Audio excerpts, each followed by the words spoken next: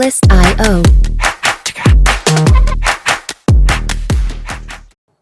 Hello and welcome back. आज की इस वीडियो में हमारा टॉपिक है प्रूफ्स। अब प्रूफ्स का फुल फॉर्म होता है प्रॉपर्टीज। एक मैकेनिज्म ही है जो डेटा को पेरेंट्स कंपोनेंट से चाइल्ड कंपोनेंट तक भेजता है। फंक्शन के पैरामीटर जैसा होता है, इम्यूटेबल होती है ये चीज़। अब इम्यूटेबल का क्या मतलब है? चाइल्ड कंपोनेंट जिन्हें जो है हम चेंज नहीं कर सकते। डेटा को जो रीयूजेबल और डायनामिक बनाती है। फिर अगर इसका रियल लाइफ देखें तो जैसे हम एक सर्विस दे रहे हैं, जैसे अब सर्विस का क्या है कि हम रिज्यूम प्रिंटिंग सर्विस दे रहे हैं। अब जो भी कस्टमर आएगा हम उनसे नेम, एज, स्किल्स, ये सब चीज़ें पूछेंगे, तो वो चीज़ जो है क्या है, प्रूफ्स कहलाता है। अब फिर उस प्रूफ्स को हम फॉर्मेट बना के आगे भेजते हैं। जैसे हमारे पास यहाँ पे प्रूफ्स को किस तरह पास करते हैं, यहाँ पे मेरे पास एक फाइल बना हुआ है और यहाँ पे क्या करेंगे कि कंपोनेंट के अंदर हम यहाँ पे न्यू फाइल बनाएंगे। अब न्यू फाइल का नाम जो है मैं क्या रखूँगा? न्यू फाइल का नाम मैंने यहाँ पे रखा है welcome.jsx। जैसे ये रखा, इंटर किया, आप देख सकते हैं मेरे पास ये आया। अब नॉर्मली जो हम लिखते हैं फंक्शन, उसी तरह हमने करना है। जैसे मैंने यहाँ पे लिखा है, मैं कमेंट दे रहा हूँ, ये हमारे पास क्या होगा? चाइल्ड कंपोनेंट है। अब चाइल्ड कंपोनेंट में क्या होगा? जैसे मैंने यहाँ पे लिखा है फंक्शन, और फंक्शन के साथ यहाँ पे रखा है वेलकम।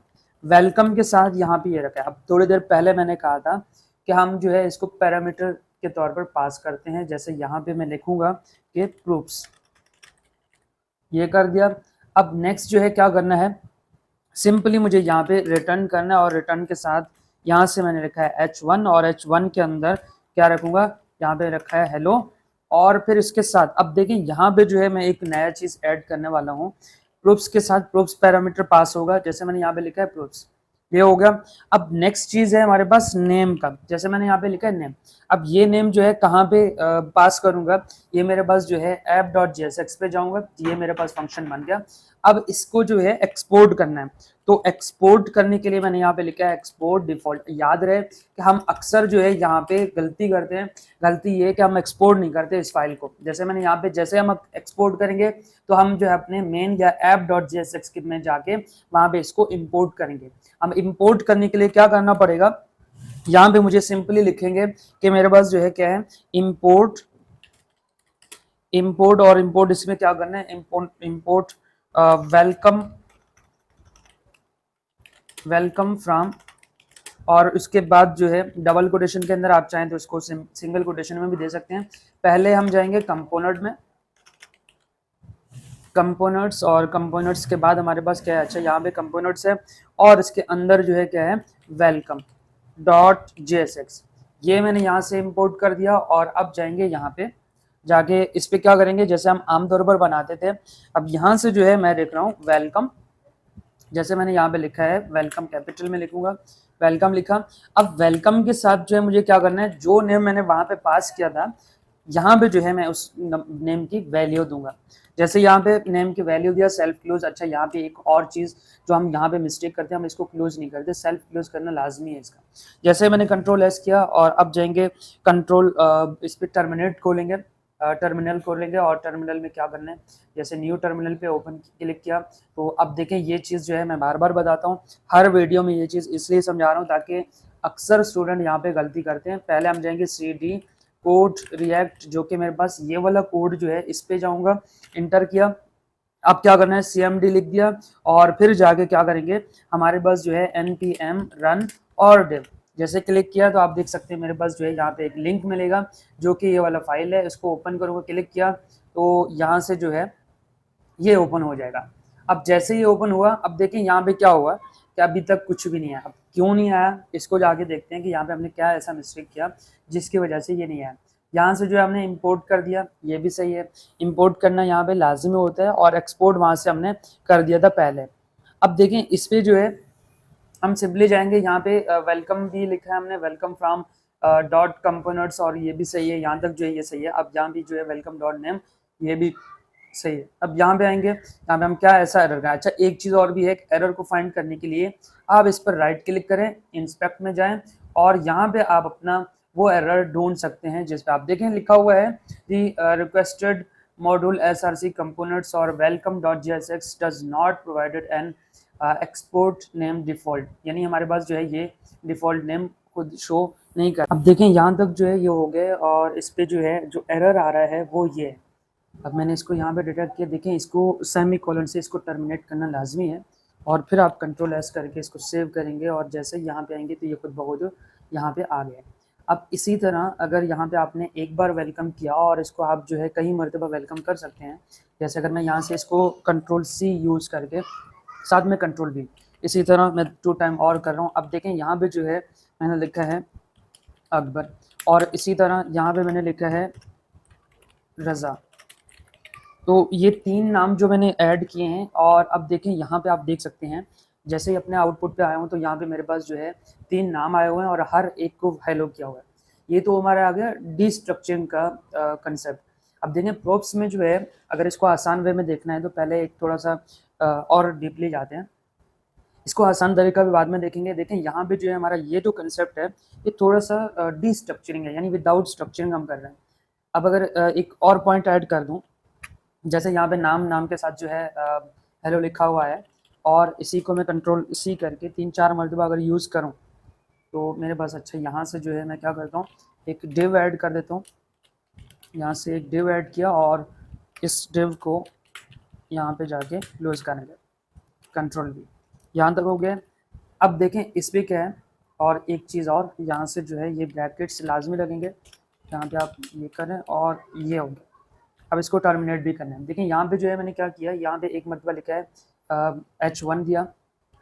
सेकंड चीज़ में अगर एक और पॉइंट ऐड करूँ तो हमारे पास जो है यहाँ पे ये रख दिया और ये 3 बार लिख दिया, और यहाँ पे मैंने रखा है सिंपली एज का, यहाँ पे रखूँगा एज, और फिर यहाँ पे रखना है सिटी। जैसे ये हो गया, और हर बार जो है यहाँ पे सिटी है तो इसके सामने जो है हम सिटी लिखेंगे, और यहाँ पे जो है एज लिखेंगे। ये हो गया। अब यहाँ तक जो है ये काम हो गया। फिर आते हैं अपने app.jsx पे। अब app.jsx में क्या करना पड़ेगा, एक ही लाइन में सब कुछ करना है। जैसे मेरे पास यहाँ पे जो div लिखा हुआ है, यानी मैं इसको यहाँ से पूरा क्लोज करूँ, और बल्कि यहाँ से जो है मैं इसको कर दूँ कट। जैसे ये कट किया, अब देखें यहाँ पे लिखा हुआ है नेम, जैसे ही नाम लिखा हुआ है इसी तरह मैंने यहाँ पे लिखा है एज, और एज क्या होगा इक्वल का साइन, और यहाँ पे लिखा है एज। अब एज की यहाँ पे वैल्यू लिखेंगे, मैंने रखा है 22, और यहाँ पे सिटी इज इक्वल टू क्या करेंगे, वही डबल कोटेशन के अंदर जो है मैंने यहाँ पे लिखा है लाहौर। जैसे ही हो गया। अच्छा यहाँ पे एक चीज़ और भी है, ये मैंने स्ट्रिंग ऐड किया और ये जो है एक इंटीजर वैल्यू है। अब देखें जैसे मैंने ये कर दिया, कंट्रोल एस करके सेव किया, और फिर जाएंगे अपने इस फाइल में इंटर किया, तो आप देख सकते हैं पहले इसने लिखा है हेलो और एज और फिर सिटी। अब ये रिफ्रेश हो रहा है, इसलिए जो है इंटरनेट की वजह से थोड़ा सा लूज हो रहा है, हमारा आउटपुट आ गया। ये तरीका है। अब नेक्स्ट जो है हम क्या करेंगे, इसको डिस्ट्रक्चरिंग प्रॉप्स के साथ करेंगे, यानी बेटर वे अगर देखा जाए तो ये डिस्ट्रक्चरिंग के साथ यूज़ होता है। कैसे होगा, जैसे मेरे पास जो है यहाँ पे हमने अलग से लिखे थे प्रॉप्स नेम और प्रॉप्स, ये जितने भी चीज़ें गए थे इन सबको करना है यहाँ पे कट। यहाँ से जो है मैं इनको भी कर रहा हूँ कट, और ये एज को भी कट करना। अच्छा यहाँ पे नाम पे जो लाइन आया है ये बाय डिफ़ॉल्ट आता है, इसमें कोई मिस्टेक वगैरह नहीं है, बाय डिफ़ॉल्ट खुद ब खुद ऐसा आ जाता है। अब देखें यहाँ पे जो हमने क्या करना है, इसी के अंदर कर्ली ब्रेसेस दिए, और यहाँ से मैंने लिखा है नेम, सेकंड चीज़ है एज, और थर्ड चीज़ है हमारे पास सिटी। कंट्रोल एस किया, अब ये हो गया। फिर जाएंगे अपने app.jsx में, देखें ऐप भी जो है हमने सेम एज इट इज़ जैसे बनाया था ऐसे ही लिखा हुआ आएगा, और यहाँ पे आके इसको देखेंगे तो ये एज इट इज़ लिखा हुआ है। आप रिफ्रेश करेंगे तो ये दोबारा रिफ्रेश होकर भी हमारे पास यही सेम आंसर आने वाला है। अगर मैं एक और पॉइंट ऐड करना चाह रहा हूँ, जैसे यहाँ से जो है मैंने कर दिया है कंट्रोल सी, और यहाँ से जो है मैं कर रहा हूँ कंट्रोल वी। अब एक बार जो है नाम ये रखा है, इसमें रखा है, तो सेकंड टाइम जो है मुझे क्या रखना है, यहाँ पे मैंने रखा है रज़ा, और उसकी एज 21 रखते हैं, और यहाँ पे चेंज करके यहाँ पे देंगे कराची। कंट्रोल एस किया, ये हमारे पास जो है आउटपुट क्या मिलने वाला है, हर एक का अपना अपना मिलेगा, इसका अपना मिलेगा और इसका अपना मिलेगा। जैसे यहाँ पे आप देख सकते हैं कि पहले जो है ये 3 आए थे, पहले हमारे पास ये 3 आए हैं, और उसके बाद फिर ये 3 आए। अब मैं इसको क्लोज करके फिर देखते हैं, देखिए यहाँ पे जो है इस तरह आया।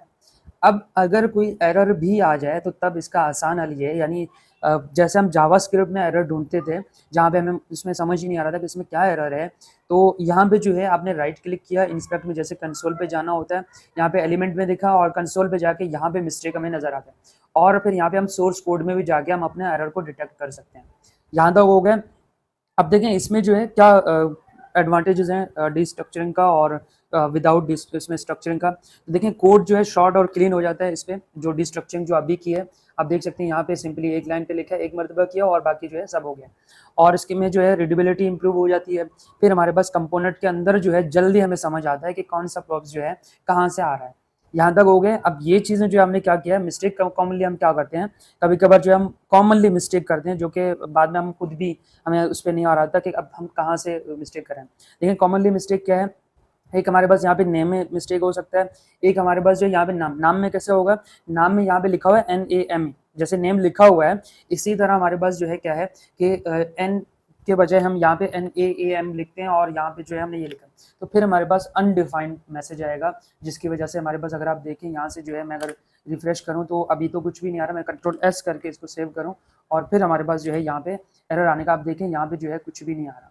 और अगर मैं इसको इस पर इंस्पेक्ट करके चेक करूँ तो मेरे पास जो है यहाँ पे एक तो यहाँ पे भी मुझे समझ नहीं आ रहा, उसमें नहीं आ रहा, और यहाँ पे भी, यहाँ पे मेरा आउटपुट नहीं आ रहा। तो इस तरह जो है हमारे पास प्रॉप्स का काम होता है। अब देखते हैं कि नेक्स्ट वीडियो में हम क्या करेंगे, एक मिनी प्रोजेक्ट बनेंगे इसी प्रॉप्स के इसमें रिलेटेड।